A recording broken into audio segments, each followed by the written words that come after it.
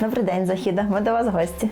Салям алейкум, хош келдіңіз. Вітаємо вас в нашій хаті. Ми в гостях в Західи Адилової, менеджерки крос-культурних проєктів Кримської татарки. Добрий день. Дякуємо, що запросили нас до себе. Салям алейкум, хош келдіңіз. Вітаю вас. Скажіть, будь ласка, так багато всього, що ми сьогодні будемо готувати? Ми сьогодні будемо готувати одну з традиційних кримсько-татарських страв під назвою сарма. Сарма пішло від назви сармах, тобто закручувати, а долма від толдурмак, тобто коли ви начиняєте щось навколо. Тому сьогодні ми готуємо, власне, нашу сарму. Чудово. Ще спитаю, власне, чого такий вибір? Чому саме ця страва? По-перше, вона легше за все готується. Да? Ну, так я б не сказала, судячи з інгредієнтів.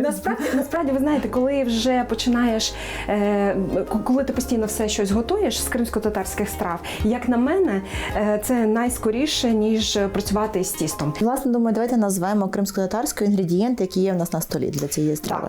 Так. Оце називається юзум япрах, це наше виноградне листя, це в нас пернич рис, це в нас яловичне м'ясо, точніше, це ет, це в нас соган, цибуля, і це в нас хавуч, наша морква, ну і картопля. Угу.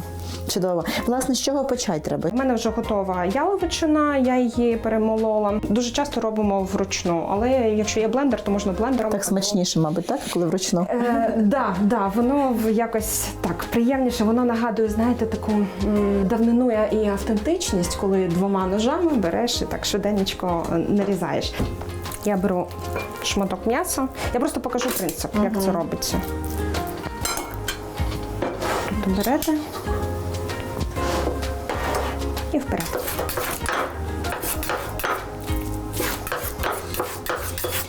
І ще питання про рис. І як необхідно його приготувати? Промивати кілька разів чи що для цього? Обов'язково, тому що рис має здатність до таку клейковину, тому я попередньо замочила його у воді там хоча б на хвилин 20-30. І таким чином варити окремо не треба. Починаємо спочатку із фарш.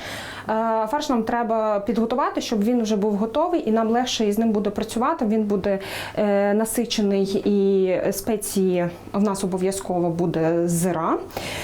І я трішечки додаю іноді коріандр. Але треба дуже-дуже уважно із ним працювати. Я не раджу відразу, якщо ви перше готуєте, то прибирайте відразу. Потрібен перець обов'язково і сіль, туз. Так? Тому пропоную зараз підготувати наш фарш. Нам для фаршу треба буде трішечки додати нашу хавуч, нашу моркву, тому я її допрацюю.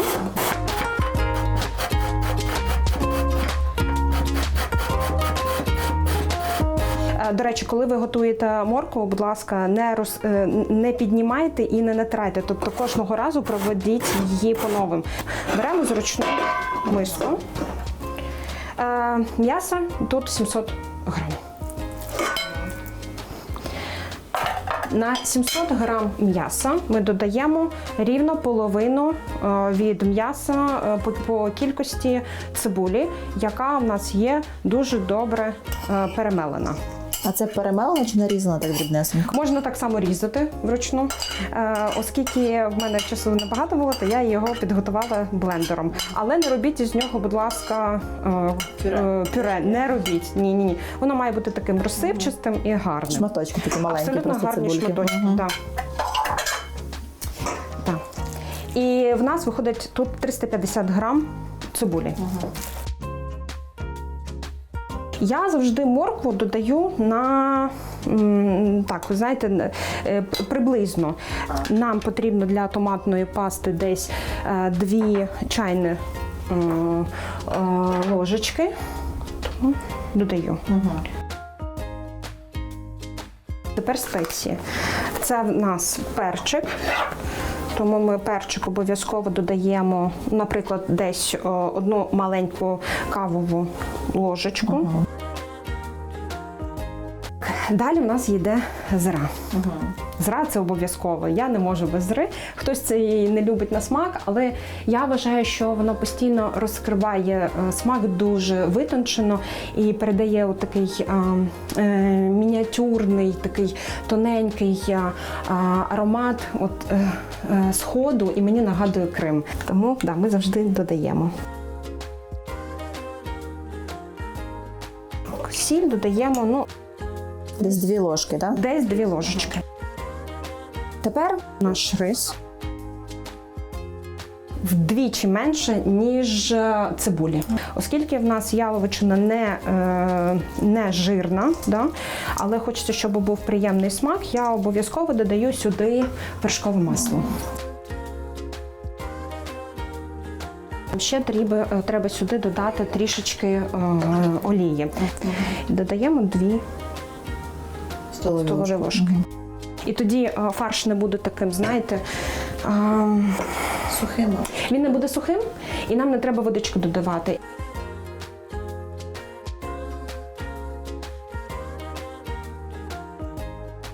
Тепер нам треба підготувати наш юзум-япрах. Що ми для того робимо? Нам потрібно кипяток. Обов'язково. Ошпарить їх треба кипятком, так? Чи залить прям, чи як це? Ми будемо їх заливати. Ну що, починаємо? Давайте, Так от, викладаємо потрошки. І ви зараз побачите, як воно міняє колір. Нам довго не треба тримати, до речі. Воно тільки-но змінило колір. Тепер ми витягаємо. І нам треба, щоб воно трішечки охололо. Викладаю я зворотньою стороною, щоб воно просто гарно виглядало. Такий насичений процес приготування, але хочеться поговорити про вас, про ваше життя. Розкажіть, будь ласка, чим ви займаєтесь? Я знаю, що у вас є прям свій такий маленький, натхненний бізнес, чи як це назвати правильно? Як я прийшла в цей бізнес, можу сказати, що це, мабуть, завдяки моєму брату і нашому народному, мого брата звати Ерфан Кудусов, і завдяки народному художнику України Рустему Скибіну. Саме завдяки їм я пізнала усі барви культури, а ще в мене є сестра Ельміра Катакі, вона вишивальниця, і вона теж спонукала тому, щоб наблизитися до культури. Я прийшла в культуру в 21-му році з проєктом «Шлях ЙОЛ». Ми почали робити проєкт «Калкан-щит», відомий в Україні дуже, і за кордоном ми його зробили в 4 країнах. Постійно йшов запит Західу, а де подивитися, а де почитати вас? І виходить, а хто це робить? А які у вас є майстри? І я прийшла, я кажу: Рустеме, в нас немає цього, я не знаю навіть, як показати, щоб це було в одному місці. Ну, не скажеш, подивися на цьому сайті, подивися на цьому сайті, подивися сюди. І тут до мене прийшла така ідея. Я згадала, що в мене брат ще в 16-му році відкрив перший в Україні арт-салон кримсько-татарських виробів «Сандик», у перекладі «Скриня». І я так подумала, що треба, мабуть, відродити, тому в цьому році ми вирішили стартанути, і ми відновили цей проєкт. Я заздалегідь підготувала картоплю.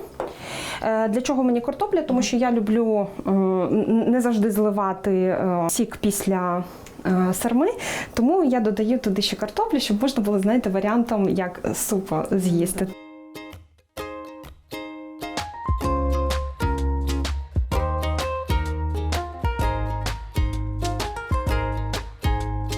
Ми беремо невеличкий шматок фаршу, таку. Отак охайненько загортаємо.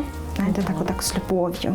Я завжди свою дитину вчу, і мене моя мама так вчила: готуй все з любов'ю. Якщо ти не готуєш все з любов'ю, все, можеш взагалі нічого не готувати. Тому у нас така...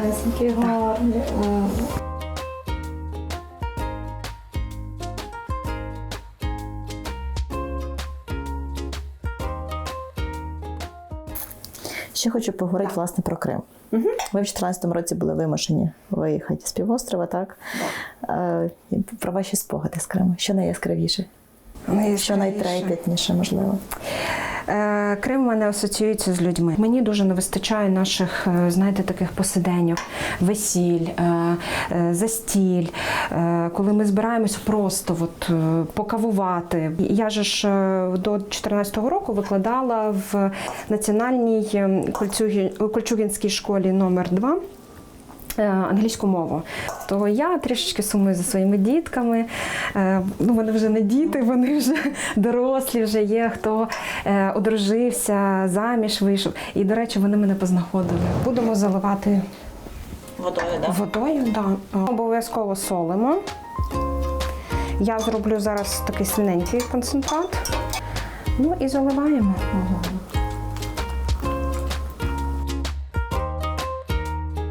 Воно має закрити, і ми ще зверху тарілочку покладемо, щоб воно не стрибало. На вогонь. А вогонь який маленький? Спочатку ми ставимо на сильний вогонь. Нам треба, щоб нагрілося. Да. Ну все, і чекаємо тепер. Має закипіти, ми вже зменшимо максимально вогонь. Воно орієнтовно там десь хвилин 20-30 воно вже буде готове.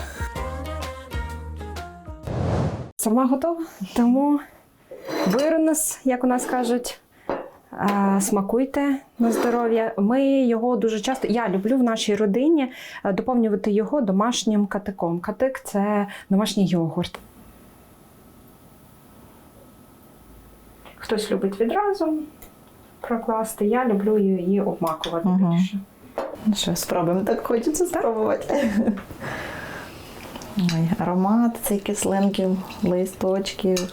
Клас.